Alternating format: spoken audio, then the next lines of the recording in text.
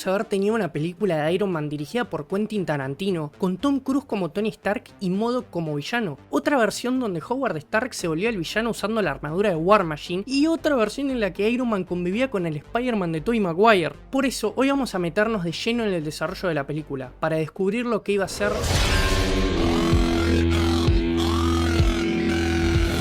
A principios de los 90s, Marvel estaba al borde de la quiebra. La solución que encontraron fue vender los derechos cinematográficos de sus personajes a literalmente cualquier estudio. Como hablé en mi video de Avengers, y si no lo viste te lo dejo acá arriba, Spider-Man fue a Sony, los X-Men y los Cuatro Fantásticos se fueron a Fox, Hulk se fue para Universal, y así, casi sin hacer ruido, en abril de 1990, Universal Pictures compró los derechos de Iron Man. El director que habían elegido para llevar adelante este proyecto fue Stuart Gordon, y si ese nombre no te dice nada, es el director de Reanimator y From Beyond. El guionista era Ed Neumayer, el mismo que había escrito la primera película de Robocop. Pero el proyecto nunca se concretó y Universal vendió los derechos a Fox en febrero de 1996 sin haber hecho nada con el personaje. En enero del 97, el primero en levantar la mano para hacer Iron Man fue Nicolas Cage. En ese momento Cage estaba en su prime absoluto porque había hecho La Roca y Con Air, y encima tenía un amor declaradísimo por los cómics de Marvel. De hecho, su verdadero nombre es Nicolas Coppola, pero se puso Cage como apellido por Luke Cage. Lastimosamente, por más que era muy fanático de Marvel, la situación simplemente no se dio. En septiembre del 98, el que sí se sumó fue Tom Cruise, y Cruise no quería solamente actuar, quería producir la película a través de su productora Cruise Wagner. Fox hasta llegó a encargar un guión de Jeff Vintar, escritor de un montón de guiones interesantísimos que nunca llegaron a hacerse. Vintar aceptó escribir el guión con una sola condición: solo lo iba a hacer si Stan Lee lo escribía con él. Obviamente Stan Lee aceptó. Fox solamente tenía un requisito, que era que Tony Stark no podía ser un fabricante de armas sin corazón, porque pensaban que la gente no iba a poder empatizar con él e iba a ser imposible de vender al público general. Así que Vintar y Lee tuvieron que inventar un origen completamente nuevo para el personaje. O sea, lo tuvieron que rearmar desde cero. Tom Rothman, el presidente de Fox en ese momento, reconoció que ese guión fue el primero que le hizo entender de verdad a Iron Man. El guión arranca con alguien diciendo: voy a morir acá adentro. Van a encontrar mi cuerpo encerrado en un ataúd de mi propio diseño. Un ataúd hecho de hierro. Mi nombre es Tony Stark, y fui el invencible Iron Man. Después volvemos al principio para entender cómo llegó ese momento, y Tony presenta al Redeemer, una armadura de rescate en una demo espectacular ante inversores y militares, y anuncia que Stark Industries iba a dejar de fabricar armas. Jeremy Blunt, que era su vicepresidente, está enojadísimo porque él quería militarizar el Redeemer.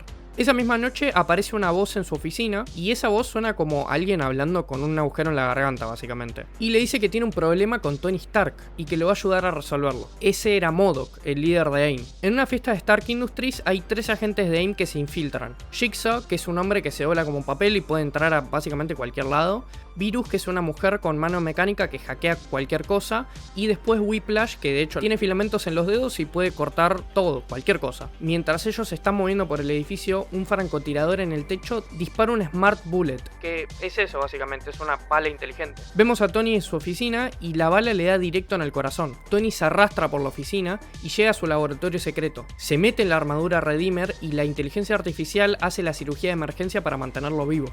El diagnóstico final es bastante demoledor, porque si Tony se saca la armadura se muere. El corazón únicamente funciona gracias a los estímulos eléctricos artificiales del traje. Para sobrevivir tiene que llegar a un hospital dentro de la armadura, y lo que sigue es Tony aprendiendo a usar la armadura por primera vez. Tony, en vez de ir al hospital, rastrea a Blunt hasta descubrir AIM, una corporación que es una fachada perfecta porque tienen pasillos ocultos por hologramas y después tienen ejércitos de técnicos convertidos en cyborgs. Estos hasta tienen el traje amarillo que usan en los cómics. MODOK lo termina detectando porque mide el aumento de dióxido de carbono en la sala y lo saluda por los conductos de ventilación. Tony apenas escapa y termina en el taxi del Excelsior Cab Company, que es manejado por Stan Lee con su look clásico. Mientras tanto, MODOK convierte a Blunt en cyborg y le inyecta las sustancias durante el viaje y lo manda de vuelta a tomar el control de Stark Industries desde adentro, viviendo básicamente a través de sus ojos como si fueran cámaras. Tony termina construyendo la armadura Iron Man real en su laboratorio y te muestran semanas de trabajo en un montaje.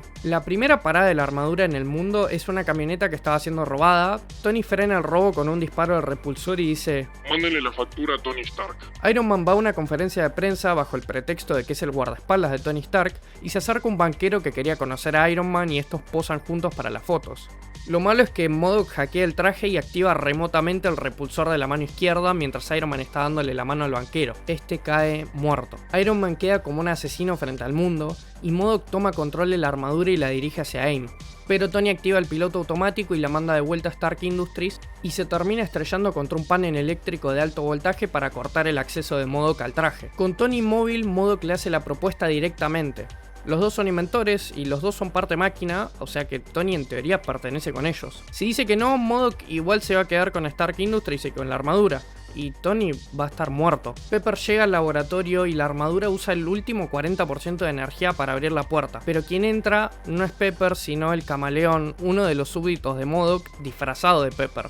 Saca un taladro láser y lo apunta a la cara de Tony, aprieta el botón y nada, el taladro no funciona. Resulta que el taladro funciona únicamente con comandos de voz, así que Tony lo activa y el camaleón queda con un agujero entre los ojos. Tony le da comandos de voz a los brazos industriales del laboratorio para que le saquen el traje. Tony queda básicamente en paños menores con únicamente la pechera. Después de esto hay una escena en la que Tony llega a la casa de Pepper con la armadura pero sin energía, así que Pepper conecta los cables de su auto a la pechera y el motor del auto se queda destruido, pero el traje de Iron Man se reactiva. Pepper y Tony se terminan besando. En el clímax de la película, Tony entra a AIM en ropa civil, sin armadura, y le hace una propuesta a MODOK cara a cara. Cuando este le recuerda que está desarmado, Tony se abre la camisa y muestra su torso. Tony Stark murió cuando esa bala le perforó el corazón. Ahora soy Iron Man. Extiende los brazos y las piezas de la armadura vuelan desde todas las direcciones y se ensamblan alrededor de su cuerpo en segundos. Empiezan a pelearse, Whiplash lanza un filamento que rebota en el campo de fuerza de Iron Man, cortando su propia cabeza al instante.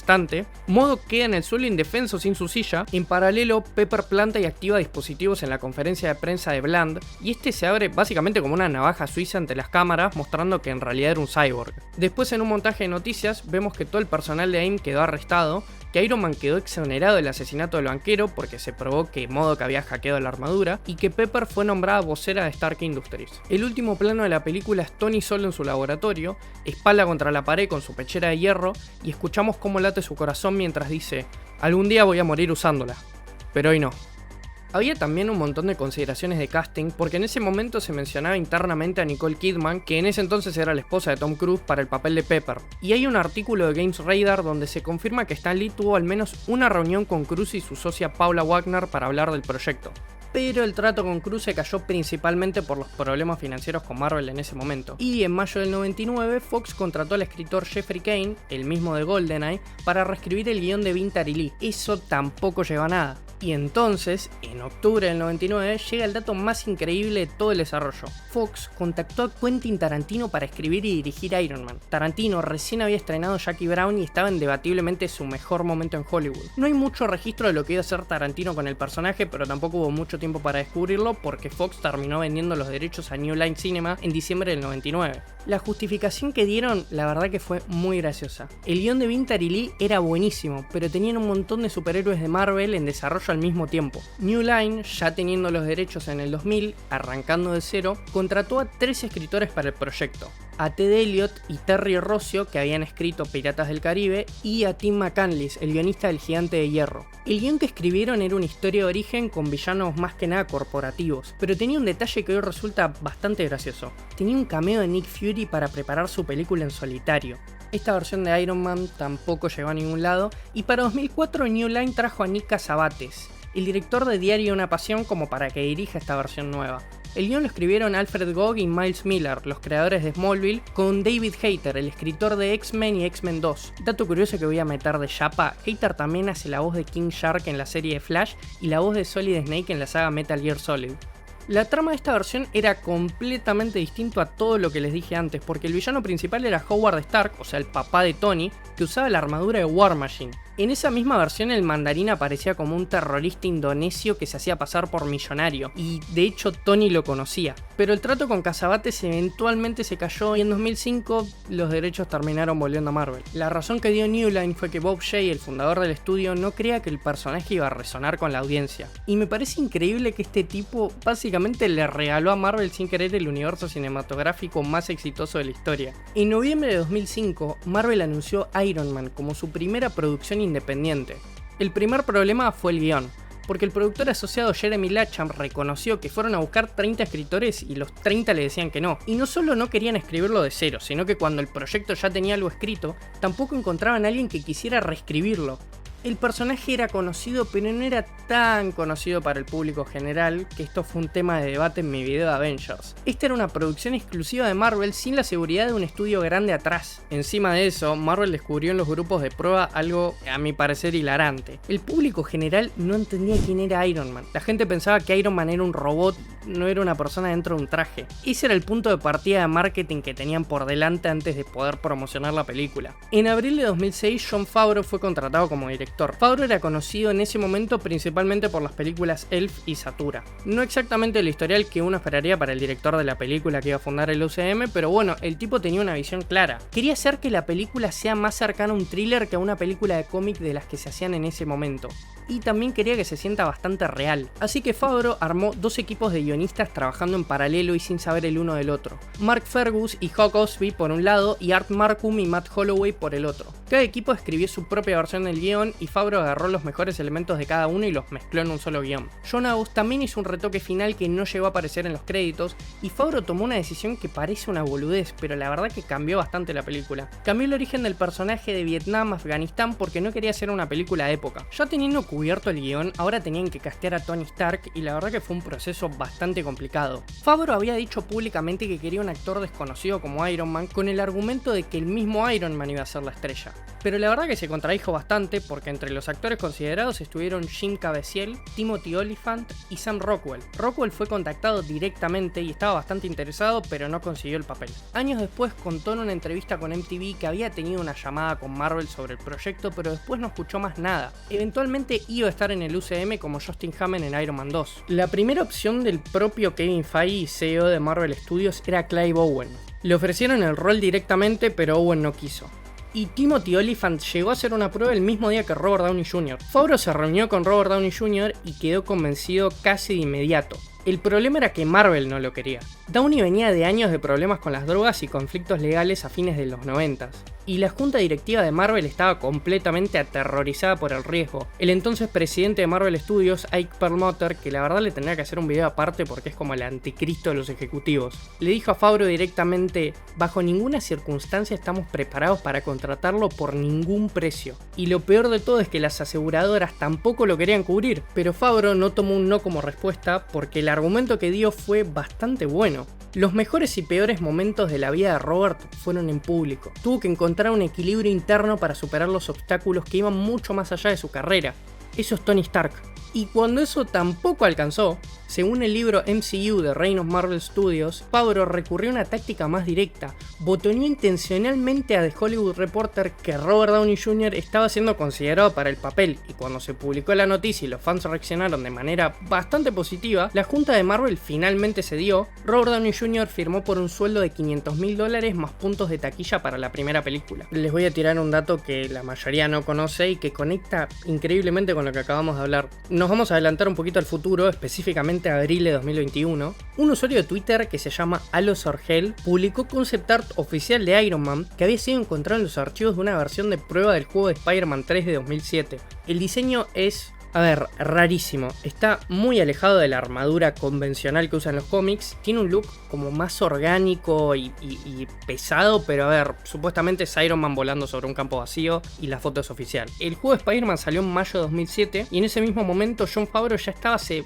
2 meses aproximadamente filmando Iron Man en California. Los dos proyectos convivían en paralelo, pero estaban en universos completamente diferentes. Todas las referencias al universo Marvel más amplio, digamos, terminaron siendo cortadas por problemas legales justamente con Marvel. Pero increíblemente, este era el segundo intento de Sony por integrar a Iron Man a su universo, pero ya voy a llegar a eso. Volviendo a Iron Man 1, el rodaje empezó el 12 de marzo de 2007, pero el guión no estaba terminado cuando arrancaron a filmar. Favreau había decidido que en lugar de esperar un guión perfecto, le iba a apostar toda la improvisación. O sea, los actores tenían libertad para decir cualquier cosa en el set. Y en muchas escenas se filmaban con 2 cámaras al mismo tiempo para no perder nada de lo que surgía en ese momento. Robert Downey Jr. en particular llegaba al set con ideas propias para sus escenas y pedía muchas tomas para probar cosas diferentes. Por ejemplo, el monólogo frente a las tropas al principio de la película, él estaba directamente leyendo los diálogos, pero esto no se veía veía porque tenía anteojos. Hablando de los villanos, Ironmonger nunca fue la primera opción de Jon Favreau. El villano original era el Mandarín. Tenía sentido porque la película empieza con Tony capturado por los 10 anillos, que es literalmente la organización del Mandarín en los cómics. Pero la versión concreta que habían desarrollado para el guión era bastante decepcionante, si les tengo que ser honestos. El Mandarín tenía un edificio propio al lado de Stark Industries y el gran plan que tenían era excavar un túnel abajo del edificio y robarles la tecnología. Eso era lo que habían llegado a escribir. Además, había otro problema con el personaje y era que los anillos mágicos no encajaban mucho con el tono de la película. El argumento de Jon Favreau era que el Mandarín no podía llegar en la primera película directamente. Mark Millar, que es uno de los escritores de cómics que Jon Favreau consultó para el guión, estuvo increíblemente de acuerdo porque el Mandarín era muy fantástico para la película que estaban haciendo. El otro villano que estuvo en borradores tempranos del guión fue el Dínamo Carmesí, pero nada de eso llegó a pantalla claramente. Aunque años después sí llegó, en teoría porque es una mezcla con Whiplash en Iron Man 2, porque si no sabían, Anton Banco en los cómics es Crimson Dynamo. Pero bueno, voy a entrar en detalle en el video que estoy preparando a Iron Man 2, así que por el momento sigamos con la primera película. El cambio hacia Ironmonger como villano principal fue una decisión de último momento. El plan era que Stein aparezca en Iron Man 1 como mentor y socio de confianza de Tony y todo eso, y la traición en teoría iba a llegar en la segunda película. Iron Man 2 iba a tener a Stein convertido en Ironmonger como villano principal. Hasta hay una versión del final de la primera película donde Coulson revisa el traje de Ironmonger y lo encuentra vacío después de la batalla final. Pero va a haber que tomar la palabra de Jeff Bridges porque ese material todavía no es público. En cuanto al casting del resto de los personajes, Gwyneth Paltrow casi no es Pepper Potts. De hecho, Rachel McAdams fue la primera en ser contactada para el rol y terminó rechazando la oferta porque se quería concentrar en su familia. Don Cheadle estuvo entre las opciones consideradas para el papel de War Machine antes de que se eligiera Terrence Howard, lo cual me parece bastante irónico porque Cheadle lo terminó reemplazando en Iron Man 2. Jon Favreau filmó en California en lugar de ambientar la historia en Nueva York como la mayoría de las películas de superhéroes porque quería que la película se diferenciara visualmente de todo lo que ya existía. Para el traje, Stan Winston creó versiones físicas en goma y metal que se mezclaron con CGI. Era la misma lógica que se había usado en Spider-Man 2 con los brazos de Doctor Octopus. Mientras más real fuera el objeto físico, más fácil iba a ser la integración digital. Y bueno, hablando de Doctor Octopus, originalmente en Iron Man 1, Tony Stark iba a ser el creador de los brazos de Doctor Octopus, haciendo que retroactivamente la trilogía de Spider-Man de Tobey Maguire sea canon en el UCM. Pero como Sony no quiso compartir los derechos con Marvel, se tuvo que borrar del guión.